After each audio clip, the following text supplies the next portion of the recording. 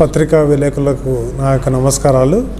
మరి ఈరోజు ముఖ్యంగా ఈ పత్రికా విలేకరుల సమావేశం ఎందుకు పెట్టడం జరిగిందంటే, ఈ సంవత్సరం 4వ నేషనల్ లోక్ అదాలత్, చివరి నేషనల్ లోక్ అదాలత్ డిసెంబర్ 14న మన దేశవ్యాప్తంగా జరగబోతుంది.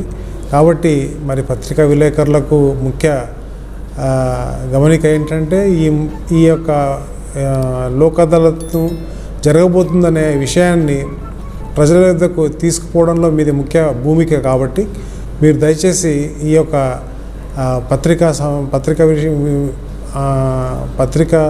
సమావేశంలో చెప్పబడుతున్న విషయాలు గమనించి మీరు దయచేసి పేపర్లో ఎక్కువ ప్రచారం లోక్ అదాలత్కు కల్పించాలని మరి మీ ఒకసారి మీకు మనవి చేసుకుంటున్నాను. ముఖ్యంగా పాత్రికేయుల పాత్ర చాలా ముఖ్యమైనది. మీరు మాకు సహాయం చేస్తేనే మేము ముందుకెళ్ళగలం.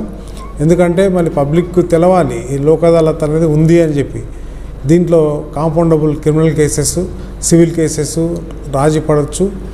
మరి ఈ కాంపౌండబుల్ క్రిమినల్ కేసెస్ మ్యాజిస్ట్రేట్ కోర్టులో జరుగుతాయి.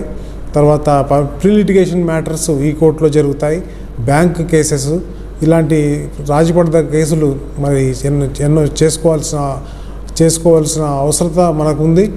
ఎక్కువ లిటిగేషన్ పెరగకుండా తగ్గించుకోవాల్సిన బాధ్యత మనకుంది. కాబట్టి అందరూ ఈ యొక్క విషయాన్ని గమనించి వచ్చే నెల జరగబో నేషనల్ లోక్ అదాలత్కు అందరూ విచ్చేసి మీ యొక్క కేసులను పరిష్కరించుకుంటారని ఆశిస్తూ ముగిస్తాం.